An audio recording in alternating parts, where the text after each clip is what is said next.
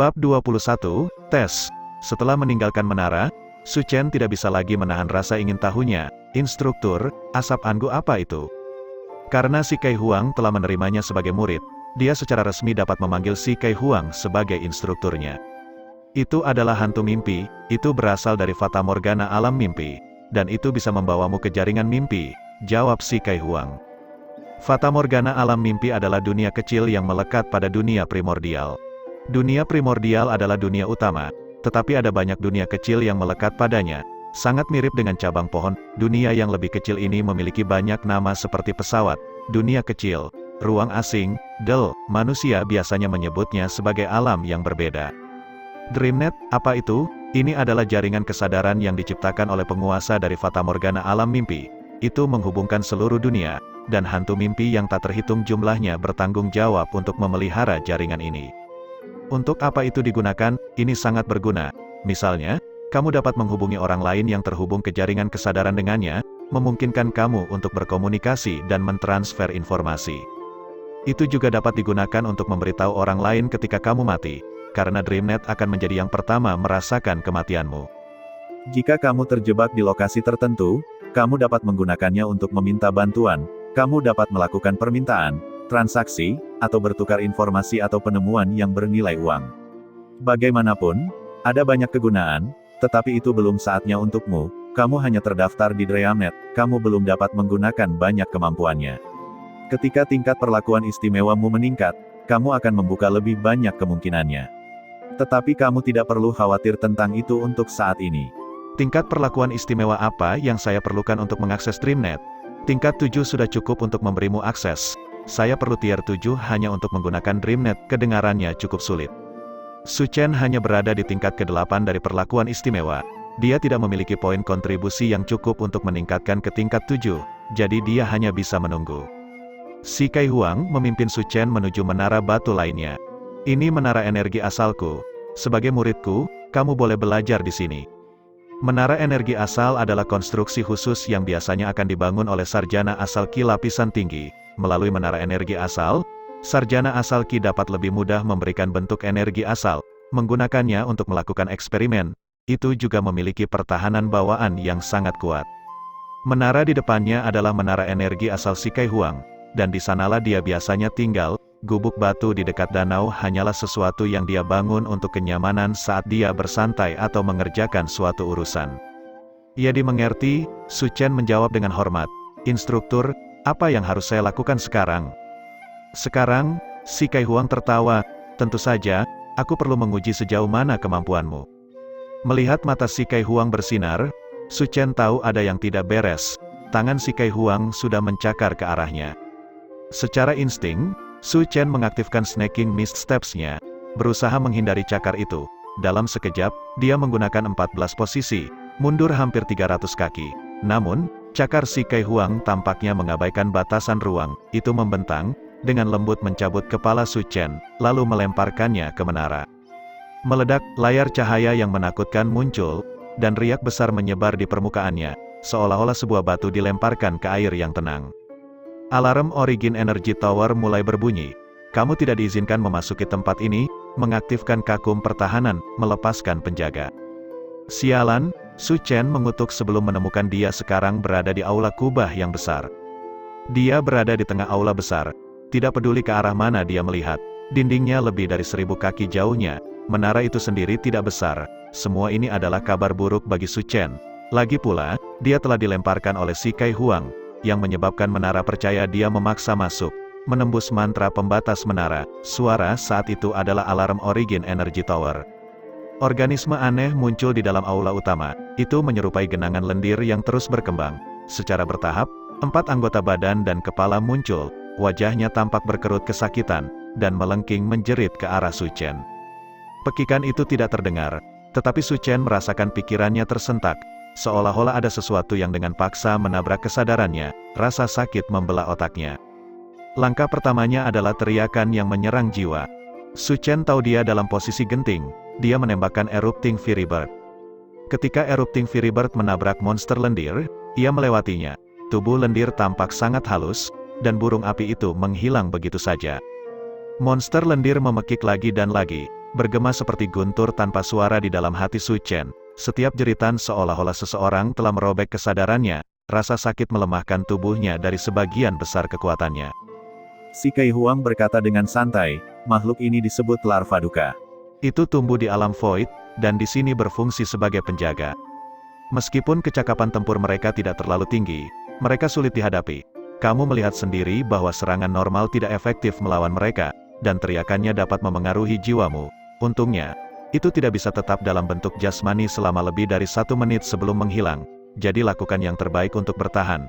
Sayangnya, hanya mereka yang memiliki kemauan dan tekad yang kuat, mereka yang tidak takut akan kesulitan apapun, yang dapat menahan teriakannya. Su Chen menangkupkan kepalanya di tangannya, menatap belati ke larva duka. Dia mengertakkan gigi dan berkata, saya punya pertanyaan. Silakan, aku tidak harus hanya bertahan, kan? Jika saya membunuhnya, apakah Anda akan merasa sedih? Si Kai Huang tertawa terbahak-bahak, jika kamu memiliki kemampuan, bunuhlah. Baiklah, Su Chen menghela nafas, larva duka mengeluarkan ratapan melengking lainnya. Tepat saat ia membuka mulutnya, mata Su Chen tersentak terbuka, dia menatap langsung ke larva duka. Dia mengaktifkan mata jiwa, larva duka tidak bisa mengabaikan serangan Su Chen. Itu memiringkan kepalanya ke belakang, melolong kesakitan, ekspresinya berubah seketika, serangan mata jiwa efektif, bahkan tubuhnya yang seperti lendir tampak menyusut dengan sendirinya sebagai respons terhadap rasa sakit. Larva duka belum pulih ketika Su Chen memukulnya dengan teknik soul fixation. Teknik ini seperti mata jiwa Ulrich. Keduanya adalah origin skill tipe jiwa. Serangan normal tidak berguna melawan larva duka, tetapi serangan tipe jiwa sangat efektif. Larva duka melolong kesakitan lagi setelah terkena teknik soul fixation, tubuhnya semakin mengecil. Su Chen menebas 12 kali berturut-turut dengan telapak tangannya. Dia memukul lendir itu dengan Thunder Blade miliknya. Meskipun Thunder Blade bukanlah skill asal tipe jiwa, suara guntur yang dihasilkannya beresonansi dengan lolongan sedih dari larva duka. 12 serangan menyebabkan gemuruh guntur bergema di dalam aula, menyebabkan larva duka menggeliat dan melolong kesakitan. Tubuhnya berkerut dan berkelebat, dan cahaya hitam berbintik-bintik muncul dari tubuhnya. Setelah serangan pedang guntur ke-12, mata jiwa Su Chen siap digunakan lagi. Rotasi lain dari mata jiwa, diikuti oleh soul fixation teknike, dan akhirnya Thunder Blades berkumpul di larva duka sampai tidak ada cara untuk membalas. Yang bisa dilakukan hanyalah melolong kesakitan, tapi Su Chen tidak menunjukkan belas kasihan. Larva duka ini sangat marah, lubang muncul di dalam aula, dan tubuh hitam besar muncul, seolah-olah keluar dari suatu tempat, sedikit demi sedikit, lebih banyak yang keluar dari kehampaan. Jadi kamu akhirnya muncul. Su Chen tertawa, saat tubuh larva gemuk hendak menempati seluruh aula utama. Kobaran api kecil muncul di tangan Su Chen. Itu adalah erupting Fury Bird yang diperkuat, meledak. Fury Bird besar menabrak serangga besar. Kali ini, serangga besar itu tidak bisa mengabaikan serangannya. Api yang kuat membakarnya, dan larva duka mengeluarkan tangisan yang sangat melengking dan tragis. Ketika api menghilang, hanya abunya yang tersisa. Rahang si Kai Huang terjatuh. Kamu, bagaimana kamu tahu bagaimana menghadapinya? Saya membaca banyak buku, instruktur. Bab 22, Formasi Cahaya Jimat Asal. Menurut rencana awal si Kai Huang, dia akan menggunakan larva duka ini untuk menunjukkan kepada Su Chen bahwa dia bukan master yang santai. Tetapi karena Su Chen secara tak terduga telah melewati tantangan ini, dia mengizinkan Su Chen untuk terus maju. Gelombang kedua adalah sepasang Vicious Beast tingkat rendah yang menyerangnya. Su Chen dapat menangani mereka dengan mudah menggunakan Clear Wind Net. Gelombang ketiga adalah Origin Demon Puppet, yang diledakkan Su Chen menjadi berkeping-keping menggunakan kendi anggurnya. Namun, pada gelombang keempat, Su Chen akhirnya tidak bisa menang. Dia bertemu dengan seorang individu berkulit gelap yang memegang pedang pendek. Tidak hanya kulitnya yang tertutup sisik dan duri, tetapi juga bergerak sangat cepat. Erupting Fury Bird Su Chen benar-benar diabaikan olehnya, dan pedang pendeknya sangat ganas, semakin kuat dengan setiap serangan. Si Kai Huang diam-diam bersikap lunak pada Su Chen. Kalau tidak, Su Chen mungkin sudah dikalahkan. Meski begitu, si Kai Huang cukup terperangah. Kekuatan Su Chen tidak terlalu tinggi, tetapi kemampuan beradaptasinya melebihi ekspektasi si Kai Huang. Sudah merupakan kejutan besar bahwa Su Chen mampu bertahan dalam 3 gelombang. Setelah ujian berakhir, aula besar itu menghilang. Su Chen menemukan bahwa dia telah muncul kembali di dalam ruangan lain. Si Kai Huang berdiri tepat di sebelahnya. Teknik arcana kuno, keterampilan asal tipe jaring yang dibuat sendiri, dan obat-obatan ofensif, kamu telah mencoba-coba di berbagai bidang, kata si Kai Huang. Su Chen menjawab, murid ini mengalami keberuntungan di masa lalu dan memperoleh banyak pengetahuan tentang teknik arcana kuno. Oh, lalu apakah menurutmu teknik arcana kuno atau keterampilan asal kontemporer lebih kuat? Teknik arcana kuno menekankan pengetahuan, sedangkan keterampilan asal kontemporer menekankan pengalaman. Keduanya memiliki kelebihan masing-masing, namun, murni dalam hal aplikasi energi asal, saya merasa teknik arcana kuno lebih tinggi. Apakah begitu? Apakah kamu merasa bahwa keterampilan asal kontemporer tidak dapat menggunakan energi asal yang cukup? Si Kai Huang dengan dingin tertawa. Su Chen tahu bahwa jawabannya tidak akan memberinya bantuan apapun di mata tuannya. Tetapi dia menganggukkan kepalanya dan berkata, ya. Si Kai Huang mendengus, kamu hanya katak di dalam sumur. Saat dia berbicara, dia melambaikan lengan bajunya yang panjang. Su Chen menemukan bahwa ruangan itu langsung menjadi hamparan luas berbintang. Saat dia berdiri di bawah langit berbintang, Su Chen menyaksikan bintang-bintang di langit berkelap-kelip, tampaknya memicu reaksi dari suatu tempat di dalam tubuhnya. Menarik Qi ke area itu, dia merasakan origin energi di tubuhnya mulai melonjak. Ini adalah, Su Chen berteriak dengan takjub. Ini adalah formasi cahaya jimat asal. Ini pencapaian terbesarku selama 50 tahun aku di Institut Naga Tersembunyi, jawab si Kai Huang. Formasi cahaya jimat asal, cahaya itu bukan cahaya bintang. Su Chen tidak bisa tidak bertanya. Tentu saja bukan, si Kai Huang dengan bangga menjulurkan dagunya sambil menjawab dengan percaya diri. Aku dengan susah payah menyempurnakan dan membentuk setiap bintang di langit yang kamu lihat, dan masing-masing sesuai dengan bagian tubuh tertentu. Ada total 8.932 simpul jimat origin energi, dan masing-masing memiliki efek berbeda pada origin energi di dalam tubuh. Aku menggunakan 50 tahun hidupku untuk mencari jimat sebanyak yang aku bisa. Dapat dikatakan bahwa semua simpul dan kategori yang mungkin dari masing-masing jimat energi asal disertakan. Segala jenis keterampilan asal kontemporer tidak mungkin ada tanpa simpul ini. 8.932 simpul jimat origin energi menyiratkan bahwa ada variasi dan kombinasi yang tak terhitung jumlahnya. Su Chen, coba beritahu saya, dengan begitu banyak kemungkinan kombinasi, dapatkah teknik arcana kuno benar-benar dibandingkan dalam hal aplikasi energi asal? Saat dia berbicara, nada bicara si Kai Huang dipenuhi dengan rasa percaya diri. Su Chen benar-benar terperangah. 8.900 plus simpul jimat energi asal. Ras manusia biasanya hanya menggunakan sekitar 1.000 jimat energi asal. Dengan kata lain, ribuan jimat energi asal ini dan variasi yang dihasilkan cukup untuk membentuk perpustakaan besar keterampilan asal kontemporer yang saat ini digunakan. Si Kai Huang telah menemukan hampir 9.000 jimat energi asal dan menggunakannya untuk membangun formasi cahaya jimat asal besar yang sesuai dengan setiap inci tubuhnya. Tidak diragukan lagi, ini adalah usaha besar-besaran. Su Chen tidak bisa menahan pujiannya, tetapi sesaat kemudian, dia menggelengkan kepalanya dan berkata, saya akui bahwa saya meremehkan kemampuan keterampilan asal kontemporer untuk memanfaatkan berbagai aplikasi energi asal, tetapi jimat energi asal secara inheren memanfaatkan fisik manusia, yang hanya dapat berisi jumlah energi yang terbatas. Tidak peduli berapa banyak jimat energi asal yang ada, kapasitas tertinggi tubuh manusia telah ditetapkan. Dalam hal itu, teknik arcana kuno masih lebih unggul dalam menerapkan energi asal. Si Kai Huang mengernyitkan alisnya sambil merenung. Tubuh manusia adalah harta karun dalam dirinya sendiri. Ini mengandung potensi tersembunyi yang tak terbatas. Teknik arcana kuno menggunakan pola energi asal untuk melepaskan energi asal, pada dasarnya meminjam kekuatan langit dan bumi untuk melakukan sihir. Itu bukanlah jalan yang benar pada akhirnya. Sederhananya, teknik arcana kuno dan keterampilan asal kontemporer didasarkan pada dua jenis ide yang berbeda. Ras manusia berfokus pada penguatan tubuh mereka sendiri sementara ras arcana berfokus pada penguatan teknik itu sendiri. Mereka didirikan di atas dua aliran pemikiran yang sama sekali berbeda. Si Kai Huang mengejar peningkatan intrinsik dalam kekuatan manusia. Jadi tidak mengherankan jika dia meremehkan teknik arcana kuno. Su Chen ingin membalas bahwa jalan yang benar adalah yang mana yang mencapai tujuan mereka. Karena mereka berencana menerobos batasan garis keturunan, penting untuk tetap berpikiran terbuka untuk apapun yang berguna untuk studi mereka. Tapi setelah berpikir sejenak, dia tutup mulut. Lagi pula, Dia baru saja secara resmi menjadi murid si Kei Huang, dan beberapa komentar masih tidak pantas untuk dibuat. Karena itu, dia hanya bisa mendengarkan dengan rendah hati. Si Kei Huang menggunakan formasi cahaya jimat asal untuk memahami misteri jimat energi asal. Itu pada dasarnya adalah kalkulator untuk memahami bagaimana melakukan origin energi. Dalam arti tertentu, itu mirip dengan formula Brock. Keduanya digunakan untuk memahami perubahan dalam konduksi energi asal kecuali yang satu digunakan untuk pola energi asal sementara yang lain digunakan untuk jimat energi asal.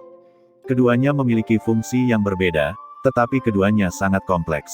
Selain itu, formula Brook dan formasi energi jimat asal adalah alat yang digunakan untuk memahami energi asal. Mereka tidak memberikan hasil sendiri, tetapi mereka dapat digunakan untuk menghitung dan memperoleh hasil yang diinginkan. Menemukan formasi ini bukanlah prestasi kecil, jadi tidak mengherankan jika si Kei Huang sangat bangga akan hal itu. Dengan formasi ini, itu adalah masalah sederhana untuk membuat beberapa keterampilan asal kontemporer sederhana selama persyaratan seseorang untuk keterampilan itu tidak terlalu tinggi. Su Chen awalnya ingin mengeluarkan formula Brock dan menunjukkannya kepada si Kei Huang untuk membuktikan bahwa penemuan yang mengesankan untuk teknik arcana kuno juga ada. Tapi setelah berpikir sejenak, dia merasa lebih baik menunggu beberapa hari lagi, bukan karena dia tidak mempercayai integritas si Kei Huang. Sebaliknya, sebagai seorang siswa, dia tidak perlu terlalu bersemangat tentang segala hal, itu terlalu tidak pantas. Si Kei Huang melanjutkan, sebagai instruktur, tanggung jawabku seharusnya mengajarimu beberapa keterampilan asal yang kuat dan memberimu petunjuk tentang kultivasimu untuk meningkatkan kekuatanmu. Tetapi karena kamu dan aku sama-sama mengejar impian yang sama tentang umat manusia, cara terakhir untuk mengendalikan energi asal, tidak ada gunanya aku mengajarimu keterampilan asal saat ini. Satu-satunya hal yang layak untuk diajarkan kepadamu adalah formasi energi jimat asal ini. Mulai hari ini dan seterusnya, kamu akan mempelajari formasi ini, termasuk terdiri dari apa, bagaimana membuatnya, dan bagaimana menerapkannya. Jika kamu bisa menguasainya, kamu akan menguasai esensi dari semua keterampilan asal kontemporer. Ya, instruktur, Su Chen menjawab dengan hormat. Lebih baik mengajari seseorang memancing daripada memberinya ikan. Si Kei Huang adalah orang yang benar-benar mengikuti filosofinya sendiri. Dia segera menyerahkan pengetahuan yang paling berharga. Jelas, dia tidak berniat menyembunyikan atau menutupi apapun. Itu bukan karena dia mempercayai Su Chen, melainkan karena sebelumnya dia telah menyebutkan langkah kedua.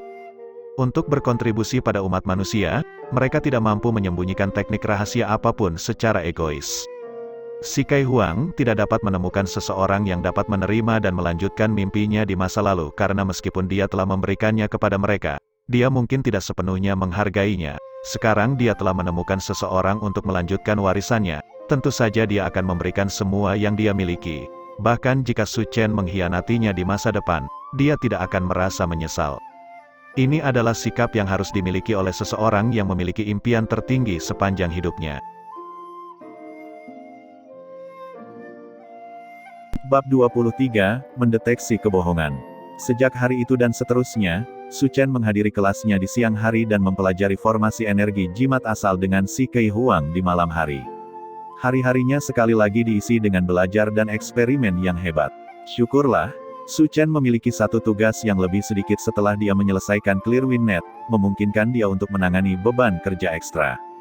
Jadwalnya yang padat menyiksa mereka yang ingin mencari kesempatan untuk memberinya pelajaran. Su Chen tidak pernah pergi kemanapun selain institut.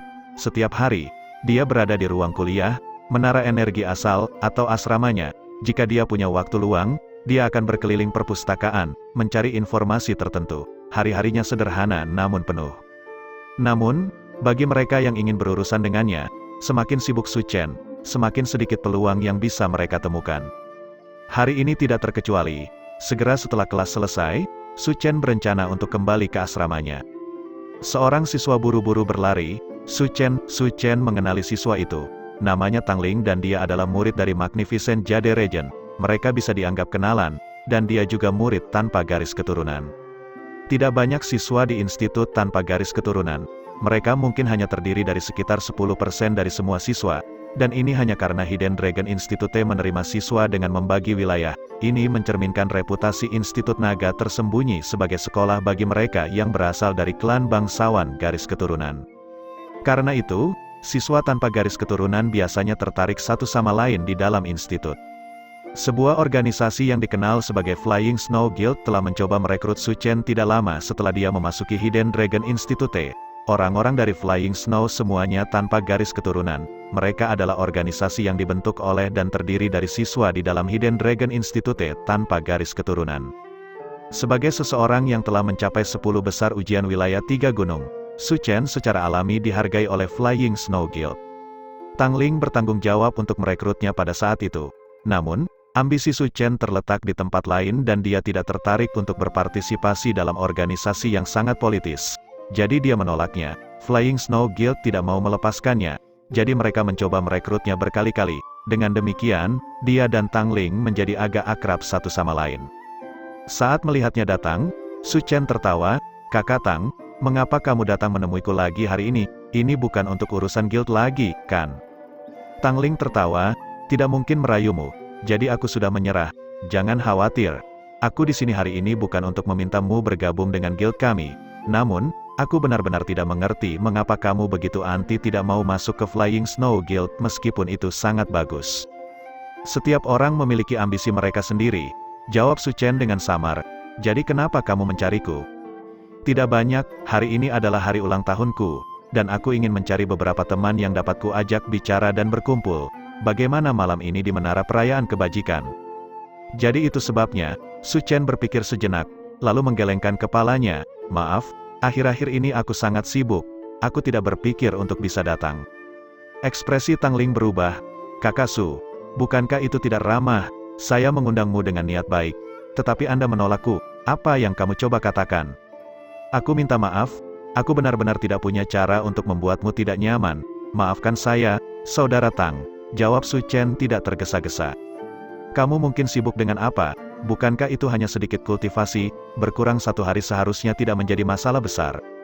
Su Chen mengoreksinya. 1 hari lebih sedikit adalah 1 hari lebih sedikit, 10 hari lebih sedikit adalah 10 hari lebih sedikit. Jika saya dapat membuat pengecualian untuk Saudara Tang, saya dapat membuat pengecualian besok untuk Saudara Li, Zhang, atau Wang. Saya dapat memiliki banyak teman, tetapi saya hanya memiliki sedikit hari yang dapat saya habiskan di institut. Sebagai seseorang tanpa garis keturunan, saya sudah berada di belakang orang-orang dari klan bangsawan garis keturunan.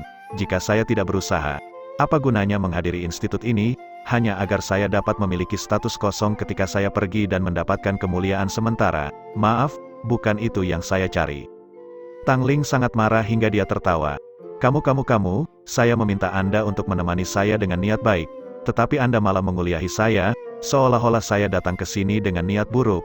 Lupakan saja. Adalah kesalahan saya yang meminta Anda untuk datang menemui dan membuang waktu Anda ketika Anda hanya memiliki hati untuk belajar dan berkultivasi. Di masa depan, saya tidak akan merepotkan Anda lagi. Saat dia berbicara, dia melambaikan lengan bajunya dan kemudian pergi. Su Chen menggelengkan kepalanya saat dia melihat Tang Ling pergi. Dia melambaikan tangannya, menyebarkan origin skill tanpa suara. Tang Ling tidak tahu, tapi Su Chen telah menerapkan keterampilan asal padanya saat dia berbicara. Deteksi kebohongan. Keahlian pendeteksi kebohongan merasakan pikiran dan fluktuasi target dari keadaan pikiran mereka untuk menentukan apakah dia mengatakan yang sebenarnya. Tentu saja, itu tidak 100% akurat. Individu yang benar-benar kuat dapat mengendalikan keadaan mental dan detak jantung mereka sendiri, membiarkan hati mereka tetap stabil tidak peduli kebohongan apapun yang mereka katakan. Namun, kontrol buatan semacam ini juga akan meninggalkan petunjuk yang bisa dirasakan oleh skill pendeteksi kebohongan, meskipun pengguna harus memiliki sensitivitas tinggi terhadap origin energi. Karena itu, skill pendeteksi kebohongan hanya berguna untuk diterapkan pada siswa yang lebih lemah. Jika pengguna jauh lebih kuat dari target, tingkat keberhasilannya jauh lebih tinggi. Jika kebalikannya akan dipastikan gagal. Kekuatan Tang Ling secara keseluruhan berada di level yang lebih rendah dari Su Chen dan dia tidak tahu bahwa Su Chen memiliki keterampilan pendeteksi kebohongan. Dia benar-benar tidak berdaya. Dengan demikian, Su Chen dengan mudah dapat mencapai kesimpulan. Dia berbohong, dia tidak menginterogasi Tang Ling tentang apa motivasinya. Su Chen sudah cukup tahu apa itu, jadi dia langsung menolaknya. Faktanya, bahkan jika Tang Ling tidak berbohong, Su Chen akan menolaknya. Jalan seorang sarjana pada awalnya sepi, menjadi sosialita di antara siswa tidak diperlukan baginya. Setelah Tang Ling pergi, Su Chen kembali ke asramanya. Tidak lama setelah dia menghilang, Tang Ling muncul kembali. Kali ini, Dia ditemani oleh dua orang, Bai Yihong dan laki-laki dengan alis seperti pedang. Dia dipanggil Bai O, roh guntur Bai O, sepupu. Bocah ini tidak jatuh ke dalam perangkap kita, apa yang harus kita lakukan? Bai Yihong bertanya dengan kebencian. Meskipun Bai Yihong adalah anggota klan Chang dari pegunungan Divine Wind, ayahnya adalah murid dari klan roh guntur Bai. Untuk beberapa alasan, Bai Yihong tetap tinggal bersama ibunya setelah lahir, mengakibatkan dia tumbuh di klan Chang. Dia tidak pernah banyak berhubungan dengan klan Bai. Baru setelah dia memasuki institut, dia berhubungan dengan Bai Ao. Namun, klan Chang Pegunungan Angin Suci jauh lebih besar daripada klan Bai, dan kakeknya sangat marah terhadap klan Bai. Bai Yihong dilarang menjalin hubungan dengan klan Bai. Karena itu, mereka tidak pernah benar-benar membangun hubungan apapun. Tanpa diduga, masalah yang melibatkan Su Chen telah menyatukan mereka. Bai Yihong telah mengesampingkan nasihat kakeknya demi balas dendam. Thunder Spirit Bai O juga telah mencapai 10 besar ujian wilayah 3 gunung. Meski hanya peringkat ke-9, dia mengandalkan kekuatannya sendiri untuk mencapai peringkat itu. Dalam hal kekuatan asli, dia pasti jauh lebih kuat daripada Su Chen yang menggunakan segala macam trik kecil. Jadi, Bai Yihong telah menunggu lama untuk memberi pelajaran pada Su Chen. Tetapi dalam periode waktu ini, Su Chen hanya meninggalkan institut sekali, pada hari yang sama ketika dia dikurung. Setelah itu, Su Chen tetap berada di dalam institut dan tidak pernah pergi. Dalam sekejap mata, 3 bulan lagi telah berlalu. Su Chen tidak meninggalkan institut sekalipun, menyebabkan mereka yang menunggunya menjadi tidak sabar. Mereka telah berusaha keras untuk merekrut Tang Ling karena mereka ingin menggunakannya untuk mengelabui Su Chen agar meninggalkan institut. Tanpa diduga, Su Chen tidak akan memberikan wajah apapun kepada Tang Ling. Meski umpan sudah dipasang, ikan tidak mau menggigit. Bai Yihong hanya bisa menggertakkan giginya. Bai O, sebaliknya, jauh lebih tenang. Dia mungkin tidak jatuh ke dalam perangkap kita karena dia benar-benar terlalu sibuk. Atau dia mungkin telah mengetahui kebohongan Tang Ling. Selama ujian wilayah 3 gunung, orang ini menggunakan segala macam taktik untuk mengalahkan lawan-lawannya. Bahkan Jin Linger dikalahkan olehnya. Meski kekuatannya kurang, kecerdasannya tidak bisa diremehkan. Saya tidak akan terkejut jika dia benar-benar menemukan kekurangan dalam rencana kita. Lalu apa yang harus aku lakukan? Jika Guildmaster saya tahu, saya dalam masalah. Tang Ling terkejut. Sebagai anggota Flying Snow Guild, dia telah melakukan dosa besar dengan membantu klan bangsawan garis darah menyakiti siswa lain tanpa garis keturunan. Dia telah dibutakan oleh keserakahan. Klan Bai menawarkan terlalu banyak keuntungan, membuatnya lupa apa prinsip atau intinya. Setelah mendengar bahwa dia mungkin terekspos, dia merasa sangat khawatir. Dia akhirnya mulai menyesal bekerja sama dengan Bai Ao. Bai Ao melirik Tang Ling dengan jijik. Jadi bagaimana jika dia tahu? Apakah Flying Snow Guild cukup untuk memaksa kita takut pada Su Chen? Satu-satunya alasan bahwa Institut Naga Tersembunyi memungkinkan persekutuan salju terbang ada di tempat pertama adalah untuk menunjukkan kepada dunia luar kemurahan hati klan bangsawan garis darah. Jika mereka mencoba melampaui batas, kita masih bisa memberi mereka sesuatu untuk dipikirkan. Tang Ling buru-buru menambahkan, persekutuan salju terbang secara alami tidak akan dapat melakukan apapun pada klan bangsawan garis keturunan. Tetapi jika mereka ingin menghukumku, aku masih akan berada dalam masalah. Jadi, jangan biarkan mereka mengetahuinya. Pikirkan cara untuk mengeluarkan Su Chen agar kami bisa menjaganya, dan semua kekhawatiranmu tidak akan terbukti, kata Bai O dengan muram. Masalahnya adalah dia tidak mau keluar sama sekali. Bajingan ini bisa mendapatkan poin kontribusi dan batu asal entah dari mana, dan dia sepertinya tidak pernah khawatir tentang sumber daya kultivasi.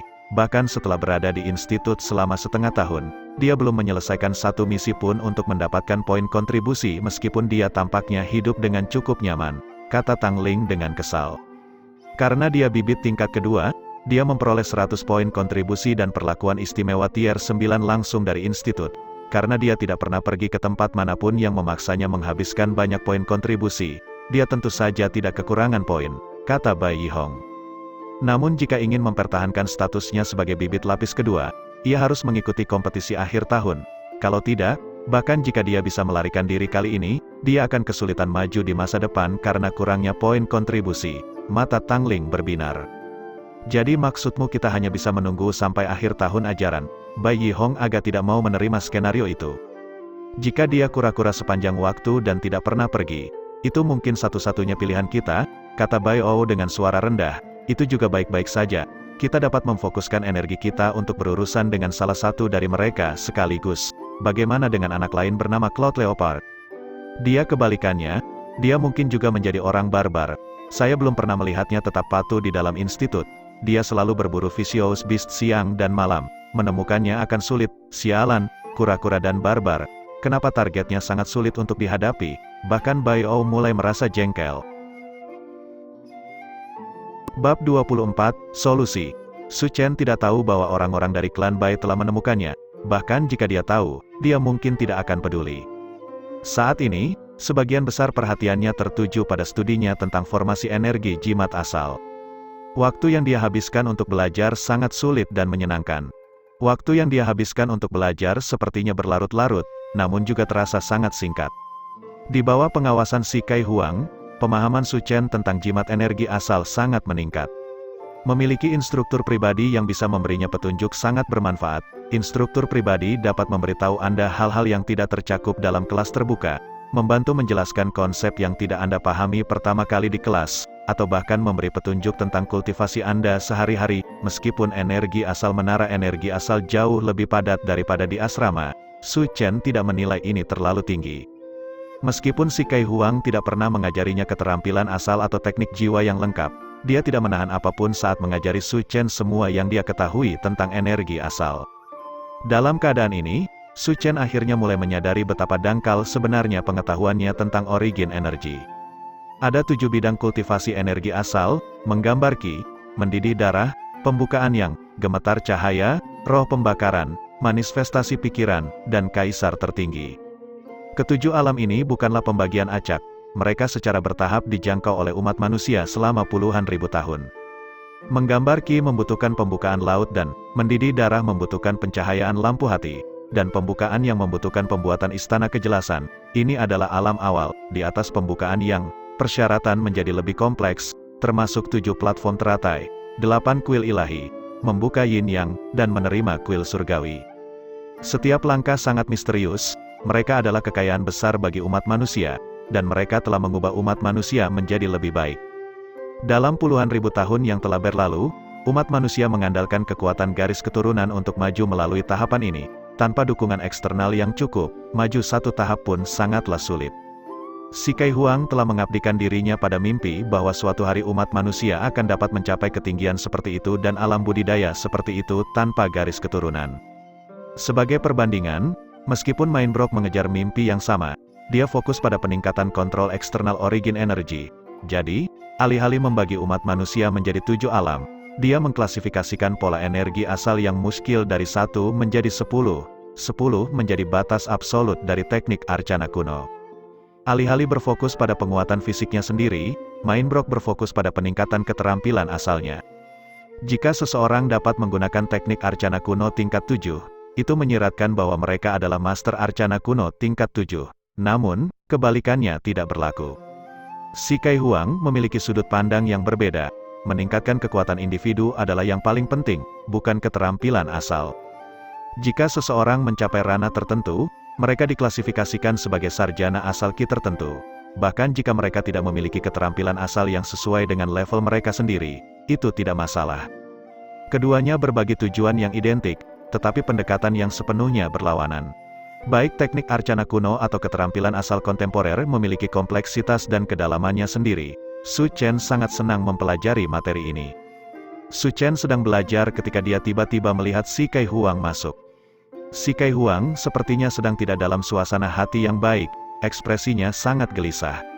Setelah masuk, dia duduk di sudut formasi besar, menatap langit berbintang seolah memikirkan sesuatu. Setelah beberapa waktu, dia menggelengkan kepalanya dan menghela nafas. Menempatkan fiksasi lengan di lokasi pertukaran yin membuat lautan Qi terlalu bergejolak, sementara menempatkannya di lautan Qi membuat pertukaran yin menjadi kacau. Rute ini juga tidak mungkin. Dia membuang kertas di tangannya yang berisi simbol dan kemudian pergi. Su Chen tahu tentang surga Kai Huang, keterampilan asal yang dikembangkan Si Kai Huang, kemungkinan besar telah mencapai hambatan lain. Surga Kai Huang adalah keterampilan asal lainnya selain dari formasi energi talisman asal yang Si Kai Huang telah habiskan 50 tahun untuk menganalisis dan meningkatkan dengan susah payah. dia mencoba menciptakan teknik yang memungkinkan seseorang mencapai alam mendidih darah tanpa garis keturunan. Pencakar langit selalu dibangun dari bawah ke atas, agar umat manusia dapat menembus batasan garis keturunan. Tidak mungkin menggunakan metode yang sama sampai akhir, sebaliknya, manusia berfokus untuk menangani satu alam pada satu waktu. Si Kai Huang telah menghabiskan bertahun-tahun menganalisis surga Kai Huang dan telah menyelesaikan banyak masalah pengisian ke alam mendidih darah. Dia begitu dekat sehingga bisa dikatakan bahwa hanya ada penghalang setipis kertas antara dia dan tujuannya. Meski begitu, ketika datang ke kultivasi, penghalang setipis kertas seringkali tampak sejauh cakrawala. Semakin jauh dia maju dan semakin dekat dia ke tujuannya, semakin sulit untuk menerobos. Ini adalah situasi si Kai Huang. Meskipun sebagian besar masalah dengan surga Kai Huang telah diselesaikan, dia bingung bagaimana menyelesaikan beberapa masalah terakhir yang tersisa. Si Kai Huang telah mencoba memikirkan semua jenis taktik, tetapi solusi apapun yang dia buat akan mengganggu langkah sebelumnya.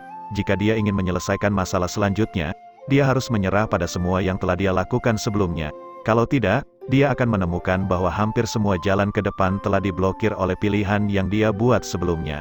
Dia terkunci di dalam lingkaran tak berujung. Si Kai Huang mungkin telah menemukan kemungkinan solusi lain, hanya untuk menyadari bahwa kedua opsi yang tersedia baginya tidak memungkinkan.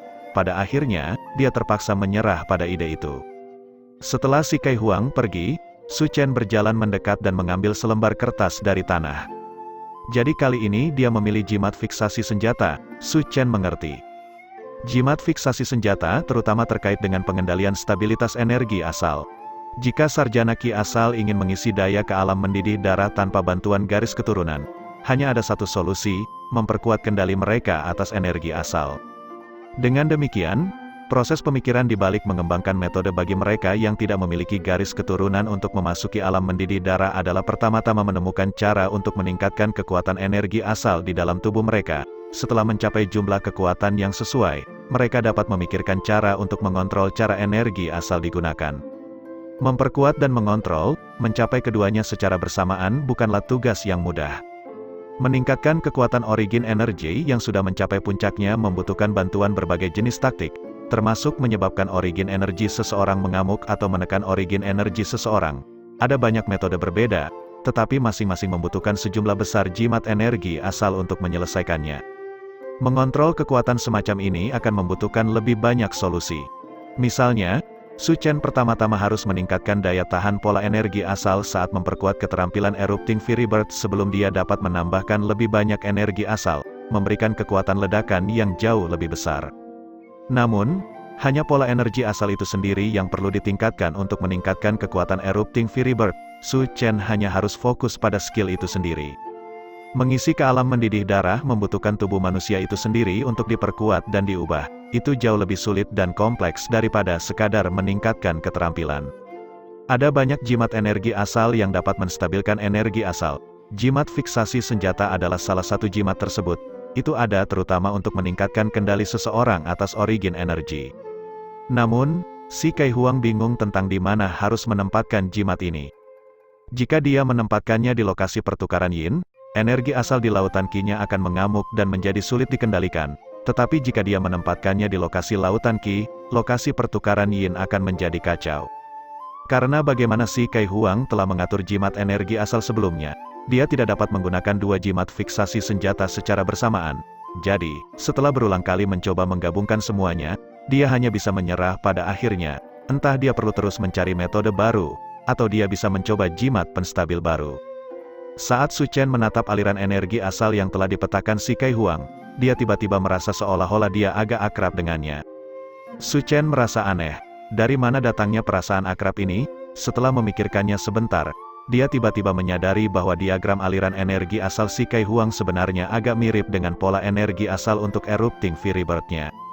Meskipun keduanya sangat berbeda satu sama lain, proses pemikiran di balik penyelesaian kedua masalah itu sangat mirip. Keduanya memilih untuk mengompres origin energi.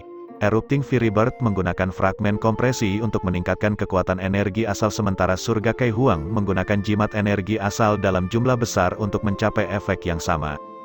Sambil menstabilkan origin energi yang terkompresi, bagian-bagian didedikasikan untuk mengontrol aliran origin energi di dalam tubuh. membersihkan jalur dan membiarkan origin energi mengalir tanpa hambatan sampai origin energi akhirnya terbentuk. Satu-satunya perbedaan adalah bagaimana origin energi diproses pada akhirnya.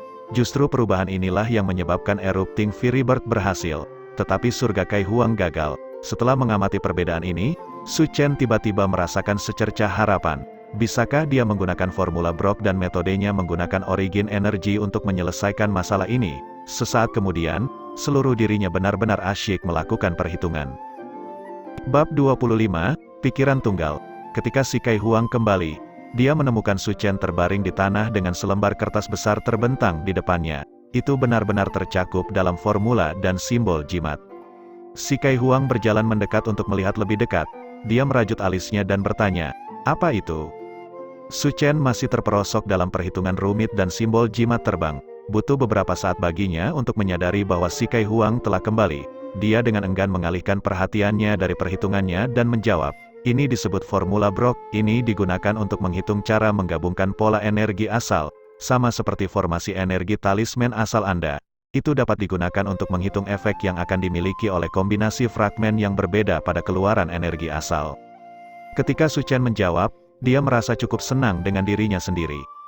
Pada saat itu, dia berfantasi bahwa ketika si Kai Huang melihat formula Brock, dia akan kagum dan gembira. Dia kemudian akan menggunakannya untuk menyelesaikan perhitungannya untuk surga Kai Huang, membangun tengara besar dalam sejarah manusia. Tapi dia salah, dia telah membayangkannya dengan cukup baik, tetapi kenyataannya keras.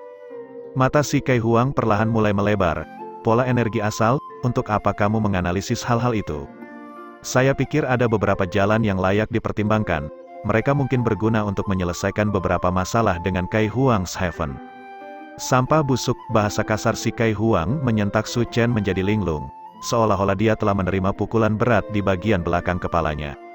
Sudah kubilang pada hari pertama bahwa tubuh manusia mengandung harta karun. Yang perlu kita lakukan adalah mengeluarkan potensi penuhnya. Mainan ras Arcana meminjam kekuatan langit dan bumi untuk melepaskan keterampilan yang tidak bermanfaat bagi kultivasi seseorang. Itu jalan yang keliru.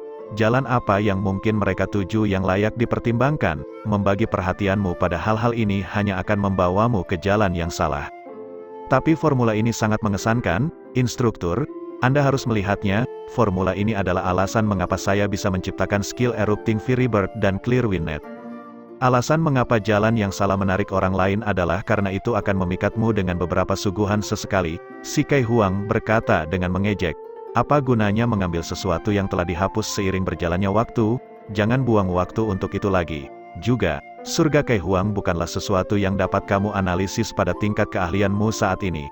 Jangan terlalu memikirkan dirimu sendiri. Yang perlu kamu lakukan sekarang adalah fokus pada studimu.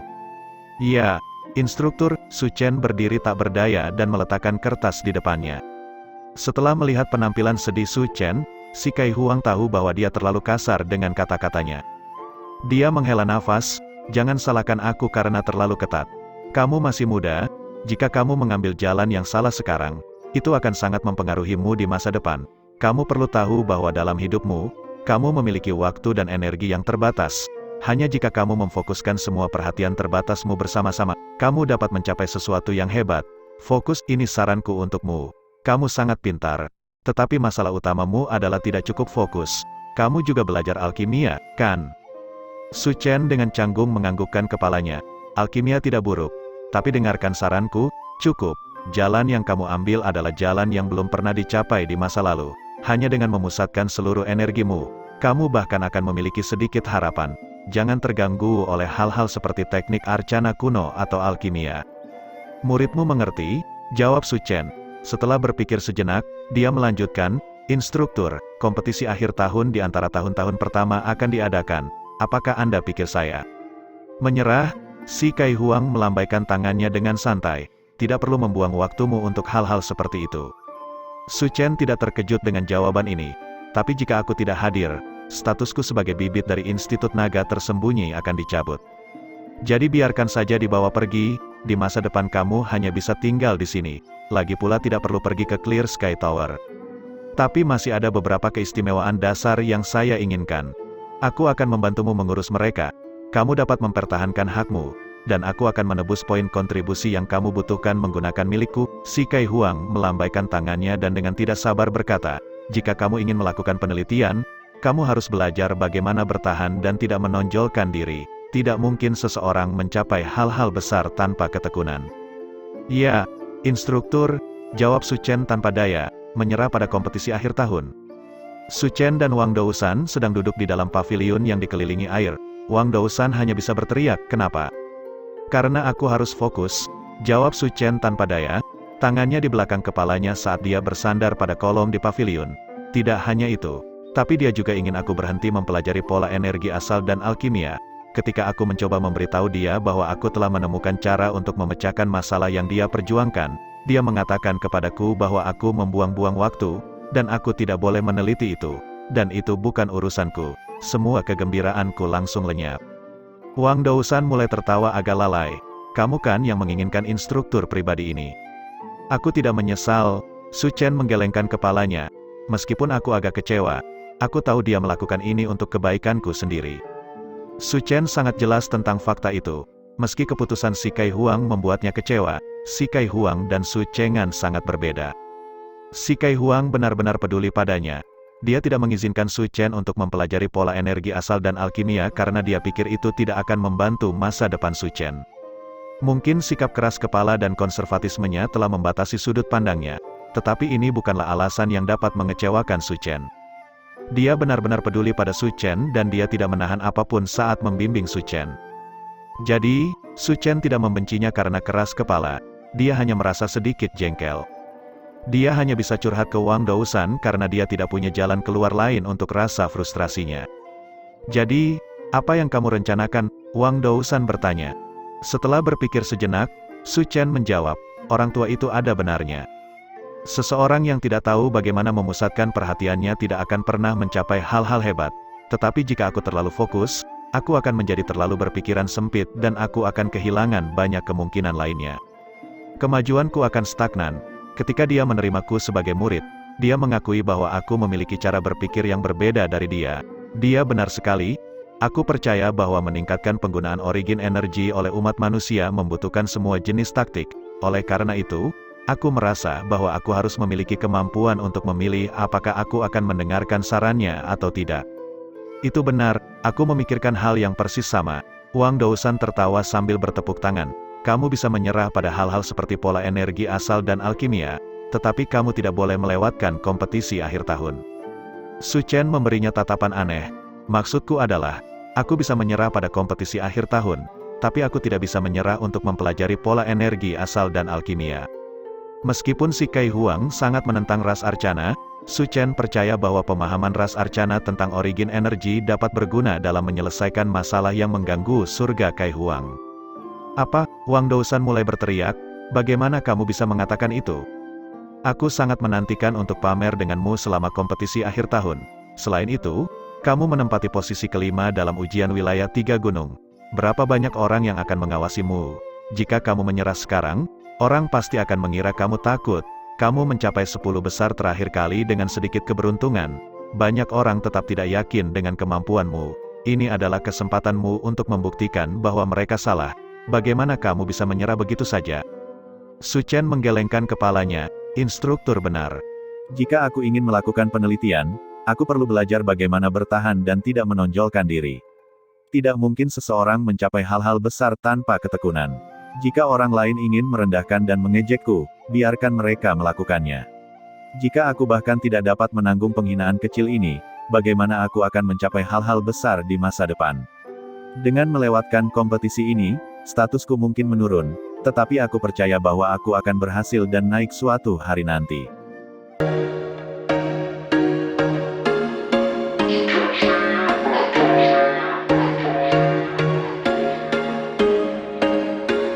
There was once a day that I would pray for you. I'd go and misbehave just so you'd notice too. Sneaking looks up and down from across the room. And damn, what a hell of a